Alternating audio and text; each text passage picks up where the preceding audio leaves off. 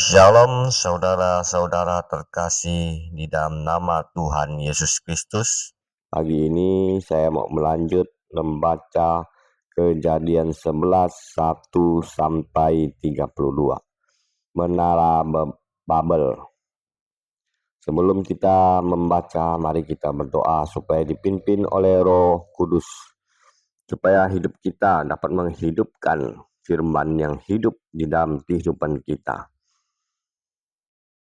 Bapa yang di surga, pada pagi hari ini kami mengucap syukur atas kasih Tuhan yang tak terhingga dan perlindungan Tuhan dalam kehidupan kami.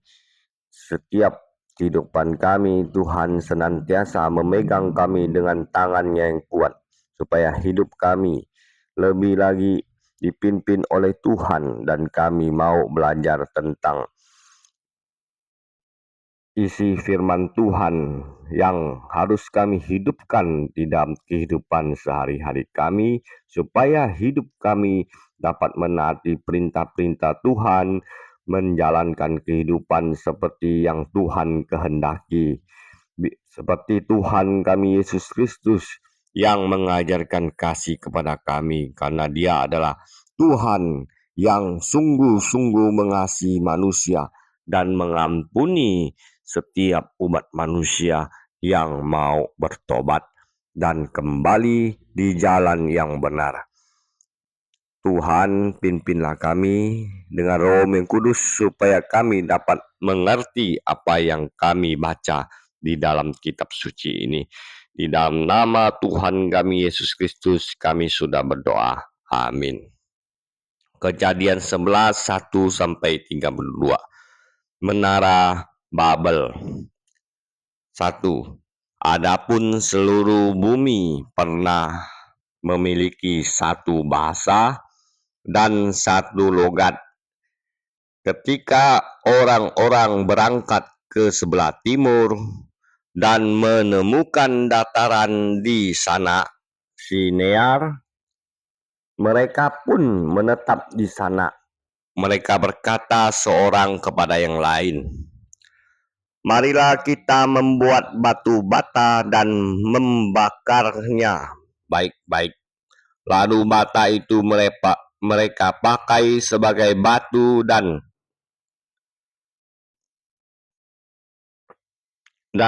sebagai bahan pelekat." Mereka juga berkata, "Marilah kita dirikan bagi kita sebuah kota dengan sebuah menara yang puncaknya sampai ke langit. Marilah kita mencari nama supaya kita tidak terserak ke seluruh bumi.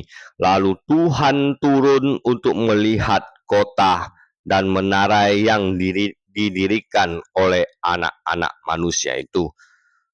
Berfirmanlah Tuhan, mereka ini satu bangsa dengan satu bahasa untuk semuanya, dan ini baru permulaan usaha mereka. Mulai sekarang, apapun yang mereka rencanakan, tidak ada yang tidak mungkin bagi mereka. Baiklah, kita turun dan mengacau balaukan bahasa mereka di sana, sehingga mereka tidak dapat lagi saling mengerti bahasa mereka. Demikianlah mereka diserahkan Tuhan dari sana ke seluruh bumi, dan mereka berhenti mendirikan kota itu. Itulah sebab kota itu disebut dengan nama Babel. Karena disitulah dikacau balaukan Tuhan bahasa seluruh bumi, dan dari situlah mereka diserahkan Tuhan ke seluruh bumi. Keturunan Sem, Kejadian 10. Inilah keturunan Sem ketika Sem berumur 100 tahun 2 tahun setelah air bah. Ia mempunyai anak Arpakshad. Sem hidup 500 tahun lagi setelah mendapat Arpakshad, ia juga mempunyai anak-anak lelaki dan perempuan. Setelah hidup 35 tahun, Arpakshad mempunyai anak Shelah. Arpakshad hidup 403 tahun lagi setelah mendapat Shelah. Ia juga mempunyai anak-anak lelaki dan perempuan. Setelah hidup 30 tahun, Shelah mempunyai anak Eber. Setelah hidup 403 tahun lagi setelah mendapat Eber, ia juga mempunyai anak-anak lelaki dan perempuan. Setelah hidup 34 tahun, Eber mempunyai anak Pereng. Eber hidup 430 tahun lagi setelah mendapat Pereng. Ia juga mempunyai anak-anak lelaki dan perempuan. Setelah hidup 30 tahun, Pereng mempunyai anak Lehu.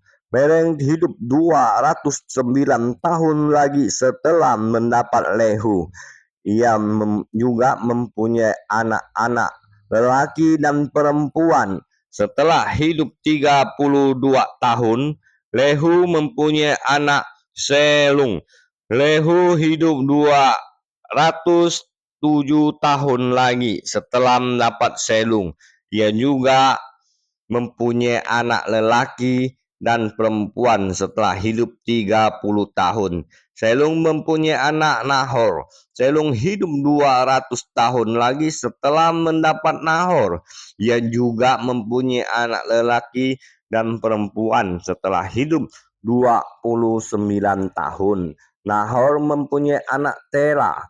Nahor hidup 119 tahun lagi setelah mendapat Tera. Ia juga mempunyai anak lelaki dan perempuan. Setelah hidup 70 tahun, Tera mempunyai anak Abraham, Nahor, dan Haran. Keturunan Tera. Inilah riwayat keturunan Tera. Tera mempunyai anak Abram, Nahor, dan Haran. Haran mempunyai anak Lot. Ketika Tera ayahnya masih hidup, Haran meninggal di negeri kelahirannya di Ur Kasdim. Abram dan Nahor masing-masing mengambil istri. Istri Abram ialah Sarai dan istri Nahor ialah Milka. Anak Haran itu ayah Milka dan Yiska. Sarai mandul, tidak mempunyai anak. Tera membawa Abram anaknya dan Lot cucunya, yaitu anak Haran, serta Sarai menantunya istri Abram anaknya itu. Ia berangkat bersama mereka dari Ur Kasdim untuk pergi ke tanah Kanaan. Lalu mereka sampai ke Haran dan menetap di sana. Umur Tera 205 tahun dan ia meninggal di Haran. Sampai di sini dulu. Tuhan Yesus memberkati. Amin.